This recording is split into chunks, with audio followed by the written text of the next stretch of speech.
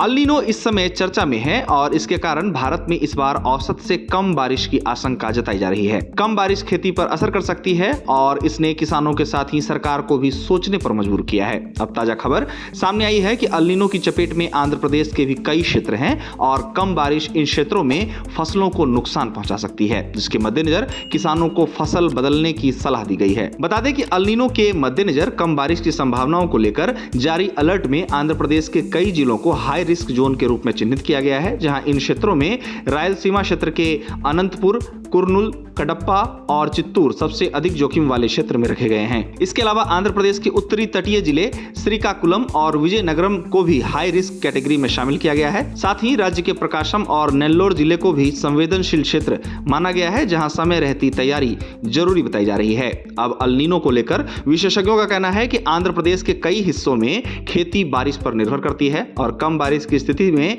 इसका असर फसलों की बुआई से लेकर उत्पादन पर भी देखने को मिल सकता है। विशेषज्ञ खासकर रायलसीमा जैसे इलाके में कम बारिश के कारण इसका असर ज्यादा देखे जाने की आशंका जता रहे हैं, क्योंकि इस क्षेत्र में पहले से ही पानी की कमी है और कमजोर बारिश की स्थिति यहां ज्यादा पानी वाली फसलों को नुकसान पहुंचा सकती है। अब इन सब को लेकर किसानों को आंध्र प्रदेश में फसल बदलने की सलाह दी गई है और किसानों से अपील की गई है कि वे अधिक पानी की जरूरत वाली फसलों के बजाय ज्वार, रागी, बाजरा और दालों की खेती करें। इसके अलावा वैज्ञानिक खेती के तरीके जैसे कि मल्चिंग, इंटरक्रॉपिंग और डायरेक्ट सीडेड राइस यानी कि डीएसआर तकनीक को भी बढ़ावा दिया जा रहा है। सरकार की कोशिश इन उपायों के माध्यम से पानी की खपत को रोकने के साथ ही उत्पादन को बनाए रखने की है। बता दें कि इसी बीच जिला प्रशासन को सूखे का इंतजार न किए बिना इसकी तैयारियों में लगने के आदेश जारी किए गए हैं। साथ ही फसल विविधीकरण, पानी प्रबंधन और किसानों को समय पर सलाह देने के उपायों पर विशेष ध्यान दिया जा रहा है। साथ ही राज्य सरकार द्वारा स्थिति पर नजर बनाए रखने के लिए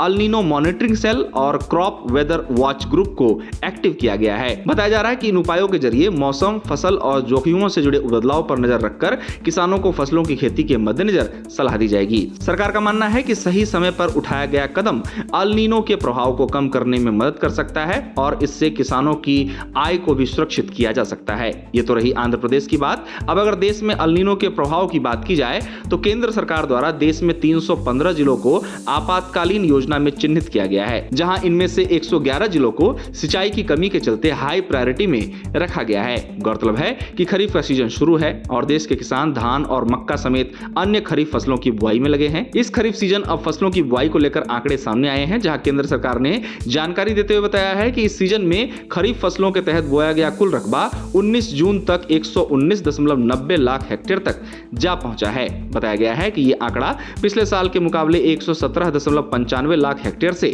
ज्यादा है। अब मानसून की बात करें तो देश में दक्षिण पश्चिम मानसून 2026 की शुरुआत अभी तक उम्मीद से कमजोर रही है और इसको लेकर कृषि विशेषज्ञों के साथ ही किसानों की प्रतिक्रियाएं लगातार सामने आ रही हैं। हाल ही में अभी तक के मानसून की बारिश और इस खरीफ सीजन अभी तक की गई खरीफ फसलों की बुआई पर बात करने वाली एक रिपोर्ट के मुताबिक मानसून 2026 की कमजोर शुरुआत से कम बारिश का असर खरीफ की फसलों पर पड़ता दिख रहा है। हालांकि भारतीय मौसम विभाग के ताजा बुलेटिन से कुछ उम्मीद जरूर जगी है, जहां आईएमडी के ताजा बुलेटिन में मानसून के आगे बढ़ने के लिए स्थितियां अनुकूल होने की बात कही गई है। जहां तक अल नीनो की बात है तो संयुक्त राष्ट्र की संस्था FAO ने अल नीनो को लेकर हाल ही में बड़ी जानकारी दी और कहा कि दुनिया में अल नीनो का प्रारंभिक चरण शुरू हो गया है और FAO ने इस भौगोलिक प्रभाव के कारण भारत में गर्मियों का मानसून कमजोर पड़ सकने का अनुमान भी लगाया है। अब अल नीनो की बात की जाए तो ये प्रशांत महासागर में उत्पन्न होने वाली एक प्राकृतिक लेकिन विनाशकारी क्लाइमेट इवेंट है, जिससे कम बारिश, सूखा तो वहीं कहीं भयंकर बाढ़ की स्थिति उत्पन्न हो जाती है, जिसका सबसे बुरा असर खेती के साथ ही आम जनमानस पर भी पड़ता है।